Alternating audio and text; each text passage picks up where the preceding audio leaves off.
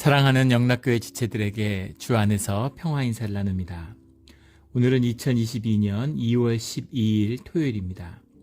오늘의 묵상 본문은 출애굽기 22장 1절로 15절까지의 말씀입니다. 오늘 본문 말씀 22장 1절부터의 말씀은 이렇게 시작합니다. 사람이 소나 양을 도둑질하여 잡거나 팔면 그는 소 한 마리에 소 5마리로 갚고 양 한 마리에 양 4마리로 갚을지니라. 우리 22장의 말씀은, 오늘의 본문 말씀은 다 배상에 관련된 법이죠. 공동체가 함께 생활함에 있어서 나타나는 재산상의 분쟁을 규율하는 법입니다. 그 법인데, 소 한 마리에 소 5마리로 갚고 양 한 마리에 양 4마리로 갚을지니라. 왜 이렇게 차이를 뒀을까? 5마리와 4마리로. 소가 양보다 더 귀중하기 때문이죠. 요즘 같은 비유로 들면, 자동차를 훔쳐갔다 붙들리면 자동차는 5대를 갚아야 되고, 자전거를 가져가다 붙들리면 자전거 4대를 갚아야 된다. 자전거 4대와 자동차 5대는 그 부담의 정도가 완전히 다르죠. 그것처럼 소는 이제 그만큼 소중하고 귀중한 것이다. 또 소는 유대인들에게 특별한 것이죠. 농경민족은 다 마찬가지입니다. 저희 어렸을 때 할아버지가 시골에서 농사 지셨는데 그 소를 얼마나 귀하게 여기시는지 밤에 주로 하는 일이 쇠죽을 끓이는 거예요.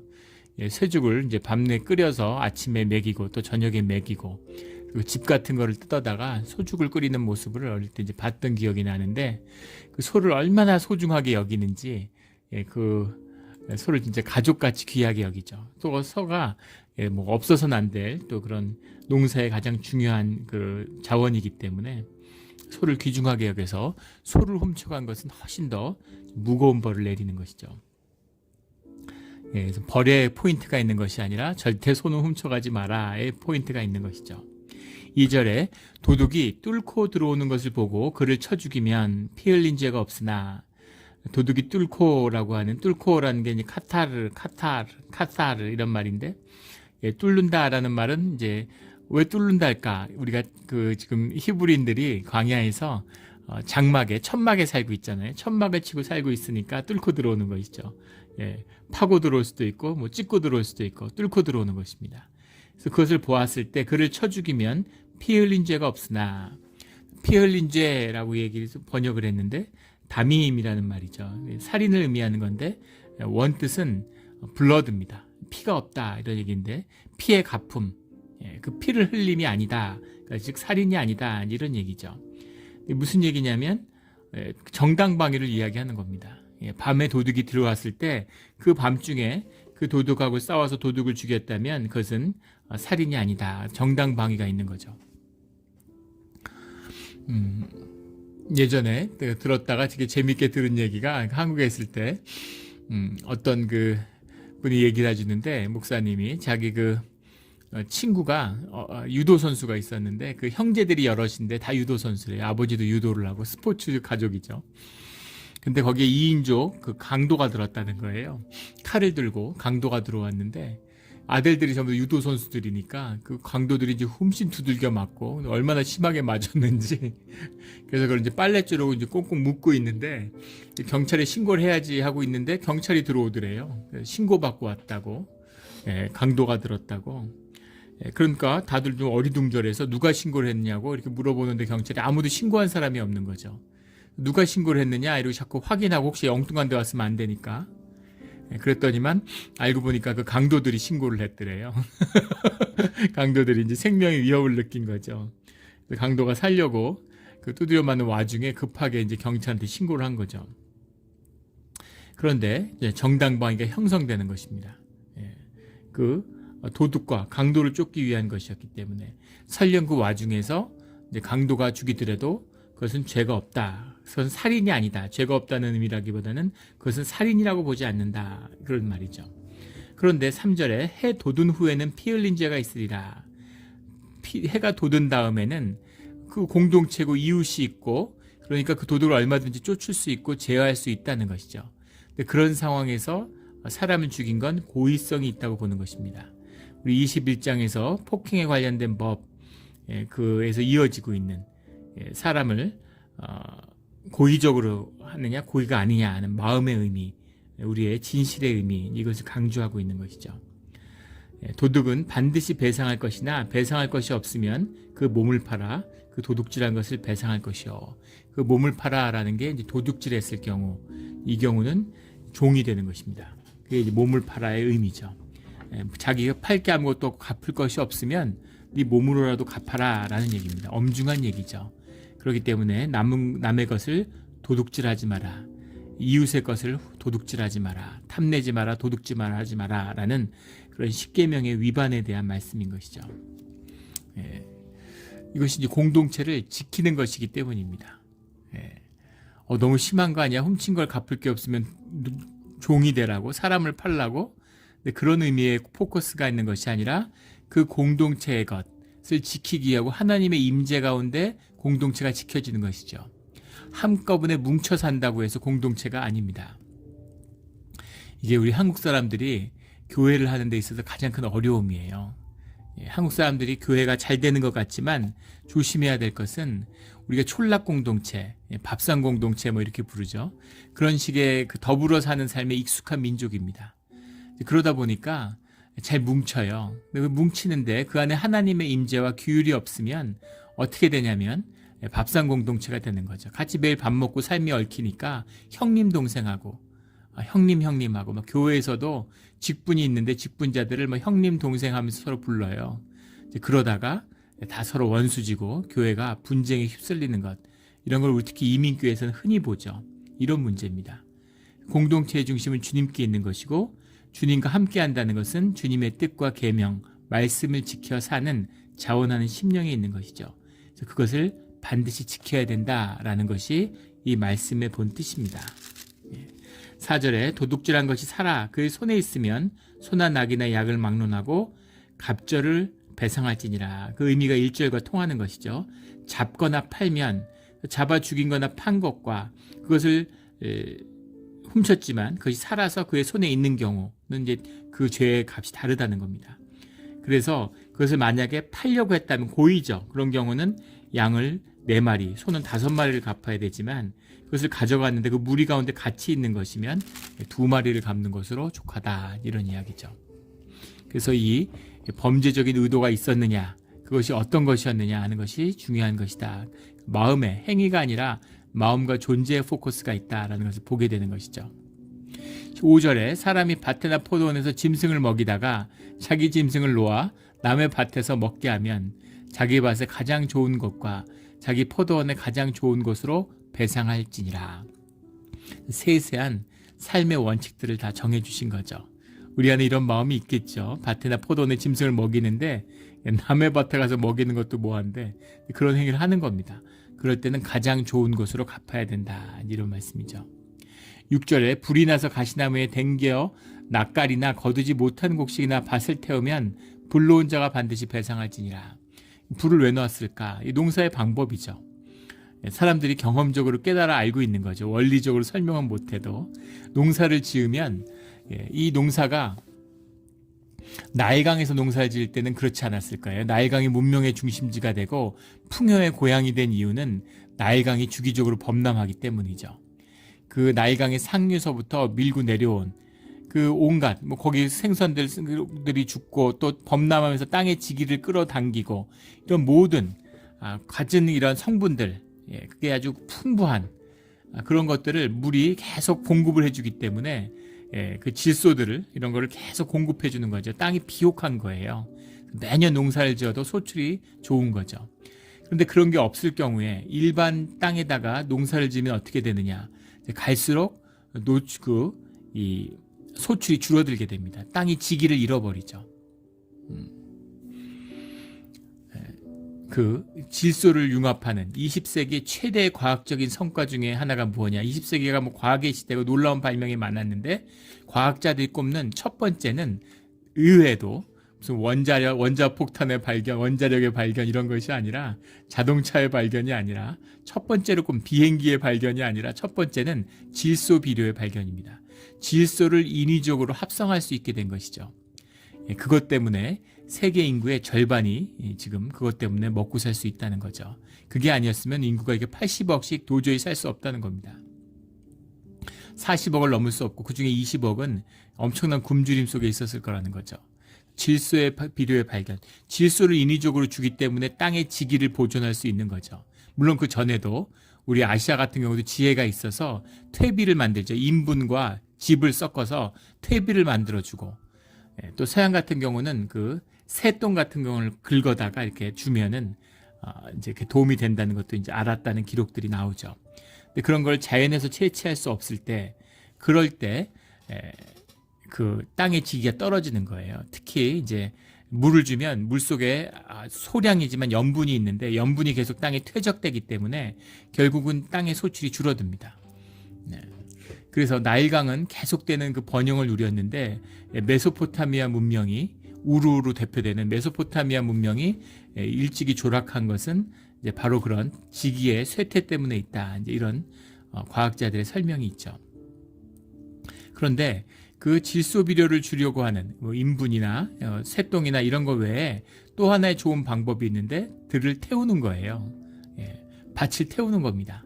그러면 밭의 지기를 돋울 수 있는 영양분을 공급하는 중요한 게 되죠. 쥐불놀이, 우리 예전에 어릴 때 보면 이렇게 불 붙여가지고 막 이렇게 돌리고 그 논을 다 태우잖아요. 그게 그 방법이죠. 아주 인류의 큰 오래된 유산이죠. 그래서 이제 불을 붙이는데 불을 붙이고 나면은 불이 타다가 잘못해서 남의 곡식이나 낫가리 같은 거를 태우는 일들이 종종 자주 있었겠죠. 그런 경우에는 반드시 배상해라. 그렇게 정하고 있는 겁니다. 그런 일이 자주 일어나고 있는 거죠. 삶의 실제를 규율하는 그런 것들을 주님의 이름으로 주고 있는 것입니다. 이런 것이 지켜져야 함께 공동체로 살아갈 수 있는 것이죠. 사람이 돈이나 물품을 이웃에게 맡겨 지키게 했다가 7절에 그 이웃집에서 도둑질을 맞았는데 그 도둑이 잡히면 갑절을 배상할 것이요. 돈이라는 게 이제 케세프 이런 말이고 물품이라는 게 켈림이란 말인데 이제 가재도구 이런 걸 이야기하는 겁니다. 그런 것들을 이웃에서 보관했는데 그걸 도둑 맞았다. 도둑이 잡히면 그 도둑에게 갑절을 배상하게 하는 거죠. 도둑은 남의 이웃의 것을 훔치면 안 되는데 훔쳤으니까 갑절을 배상해야죠. 그런데 문제는 8절에 도둑이 잡히지 아니하면 이것이 문제입니다. 도둑이 있어서 훔쳐갔다. 그리고 도둑이 누군지를 이제 본 사람이 그런 문제가 없겠죠. 도둑만 잡으면 되는데 도둑을 본 사람도 없고 도둑이 잡히지도 않고 도둑이 있었는지에 대한 의심이 있는 겁니다. 그 집 주인이 재판장 앞에 가서 자기 그 이웃의 물품에 손댄 여부를 조사받을 것이요. 당연히 의심이 그 물건을 빌려갔던 사람, 보관하는 사람에게 향하는 것은 너무나 당연한 것이겠죠. 재판장이라는 게 하엘로힘이라는 것인데 하나님, 주님과 같은 말입니다. 하나님 앞에 가서라는 의미예요. 실제 하나님 앞에 갈 수가 없죠. 하나님이 주관하시는, 하나님의 공의를 판단하시는 그 공의의 주관자나 재판장은 하나님이시지만 이스라엘의 왕은 하나님이시지만 왕도 있고 재판장도 있는 것처럼 그렇게 재판장 앞에 갔지만 그것이 하나님 앞에 선 것이다 라는 그 의미입니다. 그래서 그 손댄 여부의 조사를 받는데 9절에 어떤 이른 물건 즉 소나 낙이나 양이나 의복이나 또 다른 이른 물건에 대하여 어떤 사람이 이르기를 이것이 그것이라 하면 양편이 재판장 앞에 나아갈 것이요 재판장이 죄 있다고 하는 자가 그 상대방에게 갑절을 배상할지니라. 무슨 말이냐면 옥수수를 콘을 수확했어요. 그래서 그걸 한 자루를 담아서 맡겨놨는데 이웃집에다가 자기 집에 다 채우고 놨는데 더 보관할 곳이 없으니까 이웃집에 빈 공간이 있으면 이것 좀 맡아줘 이럴 수 있는 거죠. 맡았는데 도둑이 들어가지고 네 콘을 다 훔쳐갔어, 네 밀가루를 다 훔쳐갔어 이렇게 얘기하는 거죠. 근데 그 집에 가보니까 창고에 밀가루도 있고 콩가루도 있어요. 그러면 야 이건 뭐냐 이러면 이건 내 거야, 이거는 내 거를 해놓은 거고 네 거 맡겨놓은 거는 도둑이 가져갔는데 하필이면 네 걸 가져갔네 뭐 이렇게 나오는 거죠. 그럼 어떻게 하냐는 겁니다. 근데 콩가루가 니께 내게 어디 있고 밀가루가 니께 내게 어디 있어요. 다 같은 밀가루인데 근데 주인은 이거는 내가 따로 모아놓은 건데 나는 알지, 내가 받은 거 빌려온 거하고 내 걸 왜 몰라 이렇게 얘기하는 겁니다. 그렇게 얘기할 때 가서 재판장 앞에서 판정을 받으라는 거죠. 그래서 재판장이 죄 있다고 하는 자가 상대편에게 갑절을 배상해라 이렇게 말씀하는 겁니다. 그래서 아니야 이거는 네 거 내 걸 구분할 수 없어, 이거는 맡은 사람이 책임이야 라고 이야기한다면 그러면 갚아라 라는 얘기입니다. 근데 재판장이 주님의 뜻 가운데 이거는 맞아, 이건 얘 거고 네 거는 누가 훔쳐간 게 맞네, 이러면 그것을 믿고 받아들이라는 겁니다. 그 말씀이에요. 이게 가능하겠습니까? 이게 가능한 이유는 재판의 주관과 공의의 주관자가 주님이신 걸 믿는 그 신뢰 안에 기반하고 있기 때문이죠. 이게 얼마나 무서운 것인지를 역사가 증명하고 있어요. 예전에 프란시스 후쿠야마라고 하는 하버드 교수죠. 역사의 종말이라는 책을 써서 세계적으로 큰 반향을 일으켰습니다. 그 책에 보면 인류의 발전의 근거를 트러스트라고 두고 있죠. 호모 사피엔스라고 하는 책이 유발 하라리라는 사람이 써서 히브리 대학의 교수죠. 세계적인 베스트셀러가 됐는데 그 핵심도 한 단어로 정리하면 트러스트입니다. 그 트러스트의 핵심을 이제 그 유발 하라리는 이제 역사적인 역사를 고찰하는 사람이니까 그걸 이제 종교에서 찾는 것이죠. 중요한 것은 트러스트가 어디서 왔느냐 하는 걸 이제 집중하기 때문인데 현상적으로 한다면 이제 그 프란시스 후쿠야마가 얘기하는 그 트러스트 같은 얘기입니다. 인류가 번영하고 발전할 수 있는 근간의 그 기본이 트러스트라는 거예요. 무엇이 트러스트를 만들어내는가라는 거죠. 돈도 마찬가지죠. 돈이라는 것이 믿음이잖아요. 사람들이 돈이라는 걸 갚아줄 줄 알고 돈에 가치가 있다는 걸 서로 받아주고 믿어주기 때문에 돈이 통용될 수 있고 신용사회를 만들 수 있는 거죠. 그걸 아무도 못 믿고 그래서 쌀을 갖고 다녀야 되고 무슨 직접 돌을 굴리고 다녀야 되고 소금자루를 들고 다녀야 되는 사회는 발전하는데 한계가 있죠. 그것처럼 사회가 믿을 수만 있으면 내가 이 돈을 30년 동안 빌렸는데 그걸 갚아줄 수 있어. 그럼 돈이 없는데 30년 론으로 집을 장만할 수 있잖아요. 그것이 사회가 신용으로 누릴 수 있는, 사회의 부를 같이 누려질 수 있는 그 트러스트의 비밀이죠. 그 트러스트를 이뤄낸 것. 왜 기독교 문명이 세계를 지배하게 됐는가? 트러스트라는 것이 기독교 문명의 유산으로 받았기 때문이에요. 땅의 축복입니다. 그 땅의 축복을 누리는 비밀이죠. 산업 중에 가장 핵심, 가장 산업을 부유하게 하는 산업의 핵심이 금융이잖아요. 예전에 지금 영화 제목은 기억이 안 나는데 실제 인물들이죠. 그 LA에 있었던 두 은행가가 중부에 돌아가서 그 텍사스 이런 데 돌아가서 금융업을 하는데 겪는 어려움을 이제 이야기하고 있어요. 흑인들이 가난한 이유는 흑인들이 게으르거나 무슨 나빠 그런 식으로 계속 그런 인종적인 편견들을 미국 사회가 퍼뜨리지만 그렇지 않습니다. 이 한인들이 와서 금방 자리 잡고 이제 경제적인 윤택을 누리고 중산층에 들어갈 수 있는 것은 스몰 비즈니스를 하기 때문이죠. 근데 흑인들도 스몰 비즈니스를 하고 비즈니스를 해야지 돈을 벌잖아요. 어느 세상이나. 근데 비즈니스를 자기 돈이 있어서 비즈니스 하는 사람이 어디 있어요. 다 은행을 끼고 하는 건데 은행업을 끼고 할 수가 없는 것이죠. 몇 년 전이죠. 미국의 유명한 그 풋볼 스타인데 그 사람이 집을 살려고 그래봐야 뭐 애죠. 20대 청년이죠. 근데 돈을 뭐 엄청나게 벌죠. 그 풋볼 선수들이. NHL 프로 풋볼 선수인데 은행에 가서 대출을 받으려고 론을 하려고 그러는데 그걸 상담하다가 이제 론이 잘 안 되는 거죠. 근데 그 은행에 담당하는 직원이 뭐라고 얘기해도 결국 너도 흑인이잖아 이렇게 얘기하더라는 겁니다. 어느 인터뷰에서 그 얘기를 굉장히 충격을 받았는데 네가 아무리 돈을 벌고 스타라고 그래도 너도 결국 흑인이잖아. 그러니까 신용이 낮고 론을 받는데 한계가 있어 이 얘기인 거죠. 미국의 본 색깔입니다. 은행의 신용을 쓸 수 없는. 그래서 그 영화에 나오는 실제 인물들이 LA의 은행가들이 LA에 부유한 흑인들이 많은데 왜 텍사스엔 부유한 흑인이 없을까? 거기에 흑인에게 론을 해주는 은행이 없기 때문인 거죠.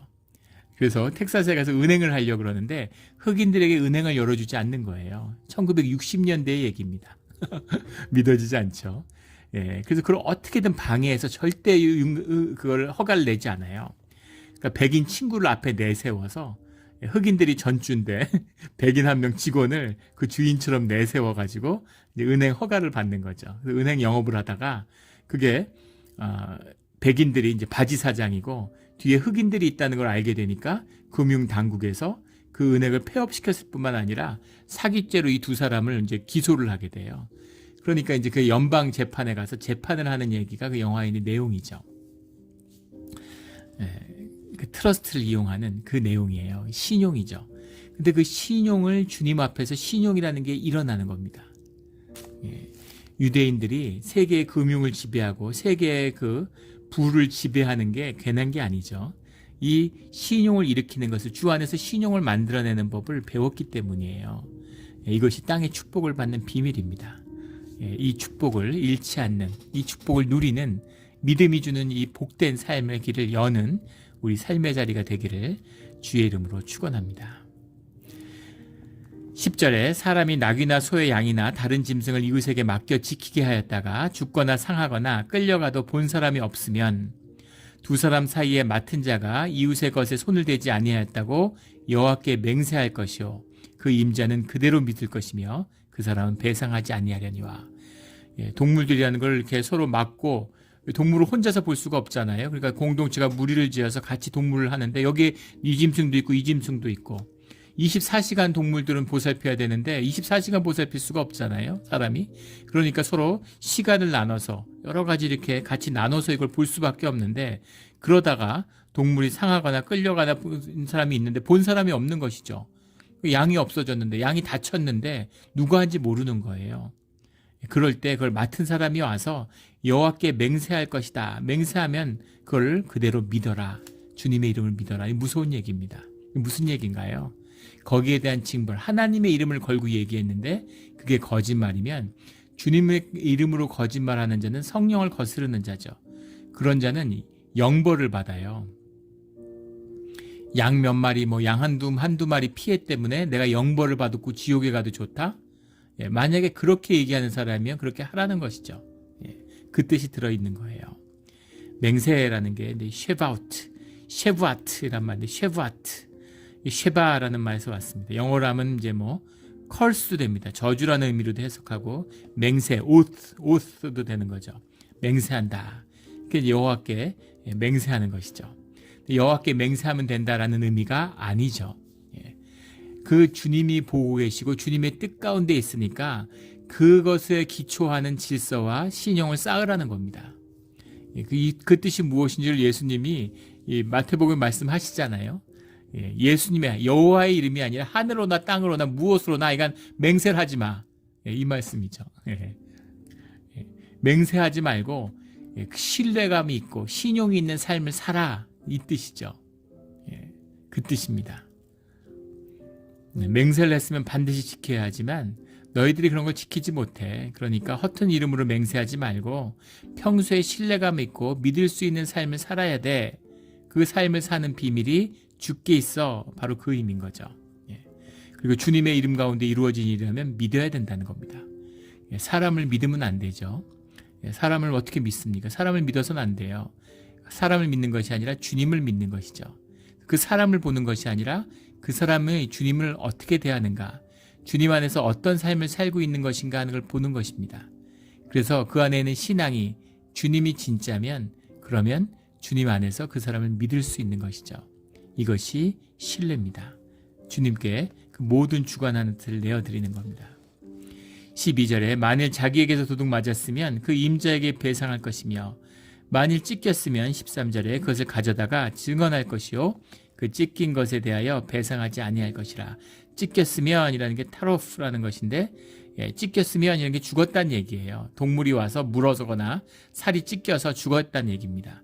그런데 이것이 죽은 것에 대해서 동물이 와서 물어 죽인 것이면 그것에 대한 책임을 지지 않는다 이런 얘기죠.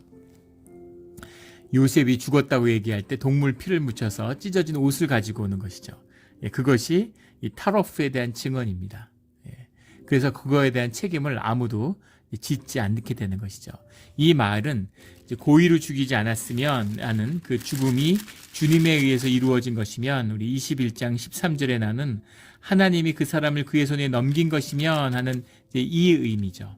이 의미처럼 이 의미가 무슨 그 여호수아, 민수기, 신명기 이런 데도 거듭 이제 언급되고 있지만 하나님의 섭리 안에서 이루어진 것이라면 이런 뜻인 거죠. 예. 왜냐하면 모든 것이 주님의 주관하에 있으니까 주님의 뜻에 맡긴 것이었다면 내가 고의거나 나의 부주의나 나의 고의적인 실수가 들어간 것이 아니라면 그것에 대해서는 너희가 배상하지 아니할 것이다. 책임성에 대한 얘기죠. 그것은 네가 책임지는 것이 아니다. 네가 양떼를 치고 있었지만 그것은 너희가 지어질 그런 책임은 아니다. 이런 얘기죠. 그런데 14절에 만일 이웃에게 빌려온 것이 그 임자가 함께 있지 아니할 때 상하거나 죽으면 반드시 배상하려니와 그 임자가 그것과 함께 있었으면 배상하지 아니할지니라. 만일 새낸 것이면 새로 족하니라. 그러니까 그 책임성입니다. 같이 있었을 때 사고가 난 것이면 그것은 그 책임이 이제 함께 있는 것이죠. 그러나 함께 있지 아니했을 때 내가 책임진 것이라면 그러면 거기다가 내가 배상을 해야죠. 내 책임이니까. 그런데 동물 같은 것에 습격을 받은 것이라면 그것은 내가 할 수 없는 영역의 것이니까 그것은 네가 책임지지 말아야 된다. 네 책임이 다 없다. 다 네 책임이다. 이게 아니라 책임질 것은 책임지고 책임지지 않아야 될 것은 책임지지 말아라 하는 주님의 분명한 책임성에 대한 이야기예요. 이것을 잊지 않으면 안 됩니다. 다 주님이 책임이니까 내 책임은 없어. 말도 안 되는 소리죠. 내 책임이 있습니다. 그런데 또 다 내가 책임져야 돼. 절대 네가 다 책임질 수 없다. 이 말이죠. 우리 자식, 주님이 내게 맡겼으니까 나의 책임이죠. 내가 정성을 다해서 내가 할 수 있는 것 자식을 잘 섬기고 키우죠. 그러나 내가 자녀를 다 책임질 수 있습니까? 내가 뭘 할 수 있어요? 주님의 책임이죠. 주님에게 맡기고 주님이 책임져 주시는 거죠. 이것이 선한 청지기의 삶, 우리 믿음의 삶입니다. 근데 만일 새낸 것이면 새로 족하니라. 새라는 것이 빌려줘도 이자를 받으면 안 되죠. 그런데 여기서 새를 냈다라고 할 때 새로 족하다라는 말은 보험과 같은 의미예요. 이미 새 속에 그것에 대한 보험의 의미가 담겼기 때문에 네가 빌려올 때 새를 냈으면 그러면 그 새가 거기에 대한 이미 모든 책임에 대한 지불이다. 유한 책임을 얘기하는 거죠. 유한회사. 내가 출자를 했는데 회사가 망했으면 출자한 것만큼만 책임을 지는 것이라는 거죠. 무한 책임이 아니죠.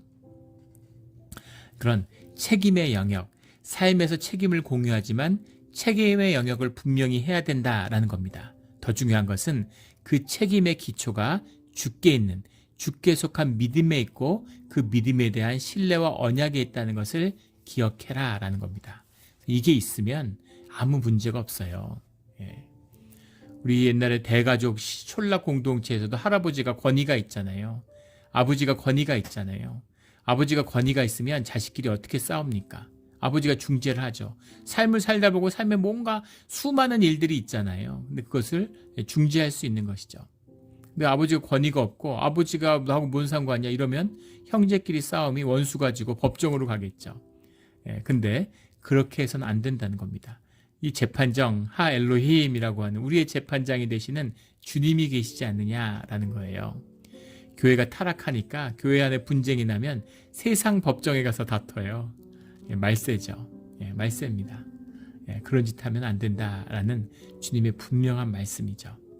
주님의 뜻 가운데서 공동체의 삶을 믿음으로 직면하는 이 문제를 풀어가는 것이 신앙이죠.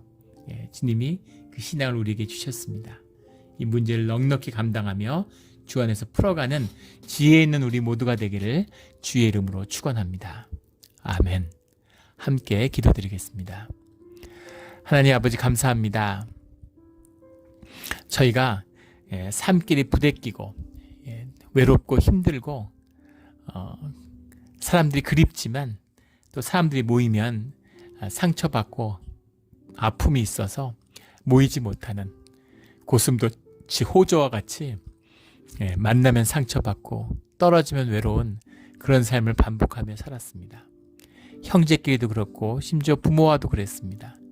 그러나 주님과 함께 주님 안에 있어야 우리가 함께 사는 복이 함께 소통하며 하나가 되며 주님 앞에 누려지는 우리 본성을 살 수 있는 것임을 주님 안에서 알았습니다.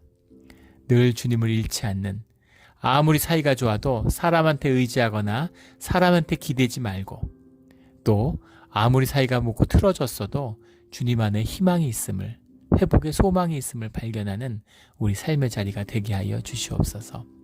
작은 것 하나하나 모두 주님 안에서 주께 의지하며 인간의 지혜가 아니라 하나님의 지혜와 하나님의 인도하심을 구함으로 공동체의 삶에 이 본성의 풍성함이 피어나는 그런 우리 믿음 생활의 자리, 교회, 믿음의 공동체가 되게 하여 주시옵소서.